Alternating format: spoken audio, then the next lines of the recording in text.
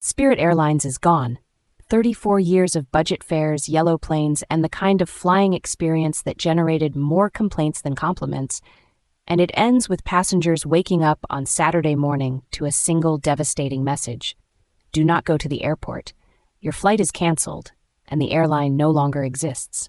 The collapse came after a $500 million government bailout negotiated with the Trump administration fell apart at the final hour. The White House put its last offer on the table Friday.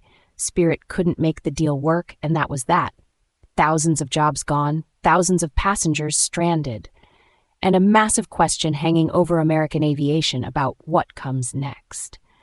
Joining me now are Sophia Reeves, our economics and markets editor, and James Chen, our geopolitical analyst. Sophia, let me start with you.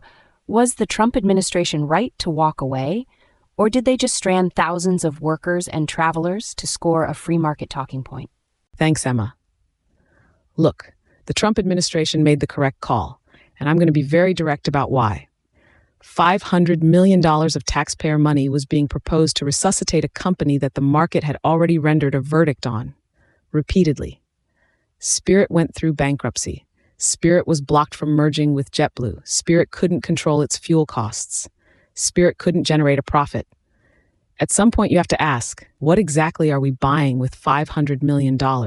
We're buying a few more months of a structurally broken business before it collapses anyway. Except now taxpayers are also on the hook. Ben Shapiro has been saying for years that when government subsidizes failure, it produces more failure. This is that principle in practice. And I'd go further. The Biden DOJ's decision to block the JetBlue merger on antitrust grounds in January 2024 was the moment Spirit's death warrant was signed. And nobody in the mainstream press wants to talk about that.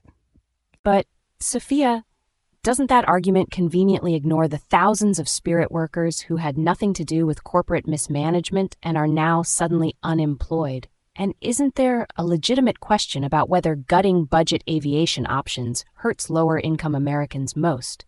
And James, what's your take on this? Well, look, Sophia's right that the bailout was the wrong call, but I think she's glossing over something important.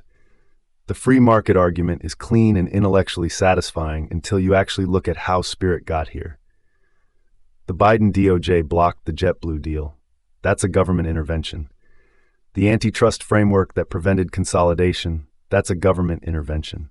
We can't have government putting its thumb on the scale to prevent market solutions and then shrug and say free market when the company collapses. That's not free markets. That's the government engineering a failure and then washing its hands of it. The data backs this up. Spirit's last realistic survival path was that JetBlue acquisition, and regulators killed it. So I agree the bailout was wrong, but let's be honest about the full chain of causation here.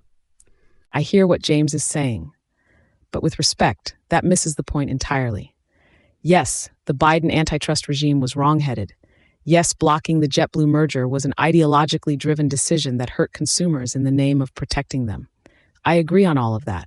But the answer to bad government intervention is not more government intervention. It's not, well, we broke it, so now we fix it with $500 million. That logic never ends. That logic is how you get permanent corporate welfare. Spirit's model was broken before the JetBlue deal was blocked. The fuel cost problem was structural. The customer experience was catastrophic. The brand was a liability. You don't throw $500 million taxpayer dollars at that. Here's what I want to know, because this isn't just about one airline. If Spirit's former routes start seeing serious fare inflation, if lower-income travelers genuinely lose access to affordable flying, doesn't that create enormous political pressure on whoever is in power to do something? James, where do you see this going over the next 6 months? The way I see this playing out, and the data strongly suggests this, is a two-phase story. Phase 1. Real fare pressure on Spirit's core routes, particularly Florida, Caribbean, Central America. Those routes were Spirit's bread and butter, and without that competitive pressure, Frontier, Allegiant, and the legacy carriers have significant pricing power they didn't have last week. That's going to show up in ticket prices within weeks, not months. Phase 2 is the political response, and the trajectory suggests Democrats will absolutely weaponize this.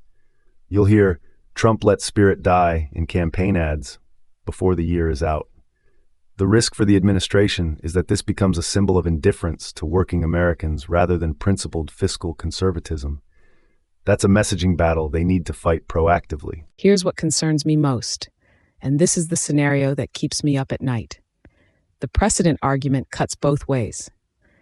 If the Trump administration had rescued Spirit, every struggling airline, every struggling business with political connections would immediately put their hand out. But if the political blowback from this collapse is severe enough, the next administration, or even this one under enough pressure, blinks and starts writing checks. The real risk here isn't Spirit itself. It's what Spirit's collapse does to the credibility of the free market case in Washington. The left is going to use stranded passengers and unemployed workers as emotional ammunition against the very principle of letting failing businesses fail.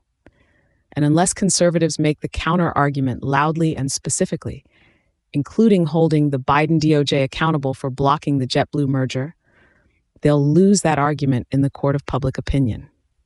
Sophia Reeves, James Chen, a genuinely important debate, and one that's far from over. One thing's certain. Somewhere in Washington tonight, someone who approved that antitrust block on the JetBlue deal isn't sleeping particularly well, and they probably shouldn't be.